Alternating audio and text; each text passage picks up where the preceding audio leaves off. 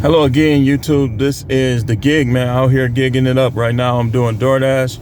I did a little Walmart Spark earlier. In my market, I'm only doing shops because there's been a problem with the curbside pickup at almost all the stores. So I'm only doing shops for Walmart until I move, at least. But right now I'm doing DoorDash, and I just did a short on knowing your customers when you decide how long you're going to wait. Like if you know or recognize the name and you know they often tip a lot, you probably should wait a little longer. Like I had a Panera Bread order. I waited like 30 minutes because I knew this person. They love Panera Bread. It's always big orders, always big tips. So I waited for it. But what I want to talk about is cherry picking. And I want to give you some tips on how to do it, and hopefully, I don't know why, but like YouTube is not, they recommend my other channel more than this one for some odd, strange reason. And all I'm talking about is gig work on here. It's kind of weird. But I want to give you some tips on cherry picking. I am a cherry picker. What I do is I go to and from my hotspot that I prefer, which is right where I'm at right now, this area right here, because these are the better workers. That's part of when you go by cherry picking. You want to go by, do they get down to business in that particular restaurant? Like when you see the address, when you see where it's going, do they get down to business there? That's a factor. We're going to talk about the cherry picking factors. Next, how I like to cherry pick, I like to go on shortest distance. But my factors include like when I do grocery shops at Myers, which is a restaurant or a grocery store here in this area. It might be in your area, some of your areas. And Target. The grocery shop orders are usually not that many items on DoorDash. I also do Instacart. But they're usually not that many items, and they're usually, the distance normally varies. So sometimes it's longer distances. Usually it's not that long. And those of you that watch me know I like the shorter distances because you can get more orders in. Fast, get down to business workers, shorter distances. So I cherry pick based on distance first. So, and my minimum is $4. So if it's less than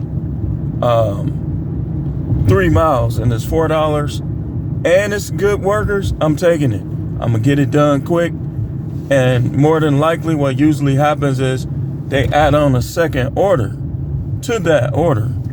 See, people be like, well, I'm only gonna take $7 and up. Yeah, but if you take those lower paying short distance orders, try it and come back and tell me if I'm wrong. Lower paying short distance orders, and then you take those. I guarantee you a lot of those times, DoorDash will add to you a nearby second order that is either a very good order or it's a very short distance order. Like it'll say something like $5 going 1 mile. It'll say additional 1 mile or whatever. It'll make it worth your while.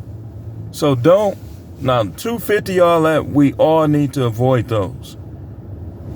Create your minimum and stick to it, and that will help the algorithm work in your favor. See how the algorithm works is when you create minimums and they start to see patterns in the orders you accept, they'll start to send you more of those orders. You don't have to be a top dasher. You just, and nothing against top dashers, but if you know how to cherry pick, the algorithm will start sending you those orders. Like case in point, it sent me $6.50 going, it was what, like 3 miles? I'm taking that anyway. But when I saw the name, I'm like, oh, okay, it's him. So I'm gonna wait for this. That's the order I'm telling you about. I waited like 30 minutes. It ended up paying $22. You'll see a short if you go on my channel. So that's how I cherry pick. I go by distance first. My minimum is $4. And I try to eliminate anything that's over the $1 per mile. Like sometimes I go by, if it's lunch or dinner, I add up the there and back. So if it's, let's say it's lunch and it says $7 going 5 miles. Another factor I look at is that area safe? Is that area easy to navigate? So on and so forth. It's a lot of factors. So if it's the rush times, like dinner on a Friday, Saturday, I'm not taking $7 going 5 miles. Now I'll take $7 going 3.5 miles, or I'll take $7 going less than 5 miles, but I'm not going 5 miles at dinner for $7 because I know that the algorithm will offer me something worthwhile. You got to be willing to reject these orders.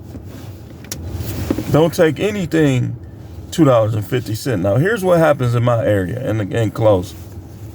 Here's what happens in my area. When I know when I'm in a sketchy area where they might lie and say they didn't get their stuff, or they might perhaps the robbery risk, or even a hit and run, red light, so on and so forth. So when I'm in those areas, that's when the $2.50, $2.25, $2.50 or 2 orders for $5. No. What I do is I go on pause. I pause it, I go back to my hotspot, and I fight with those orders. You got to be willing to fight with those orders. That's the way you're going to make more. Now, in the morning, I'm a little more lenient. And also when I'm multi-apping.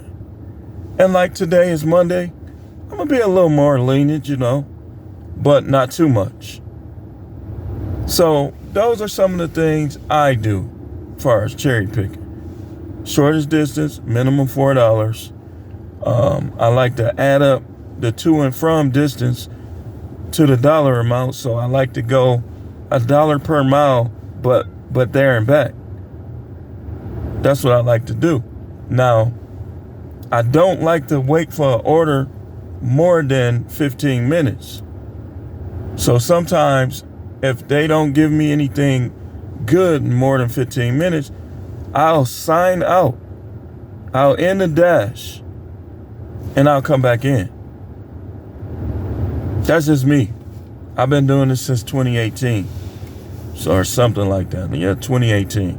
So I got over, just with DoorDash alone, I got like over 6,100 deliveries. That's not including Grubhub, not including any of the other ones. So, and most of that, I was part-time. So just kind of think about the things that I said. Try those things. And let me know in the comments if it worked for you. Hit the like button because they playing games with my videos. For real. I have the same tags as other people who have 1,000 subscribers and who have similar content in the car, sometimes ride-alongs, so on and so forth. So come on, YouTube. Stop playing now.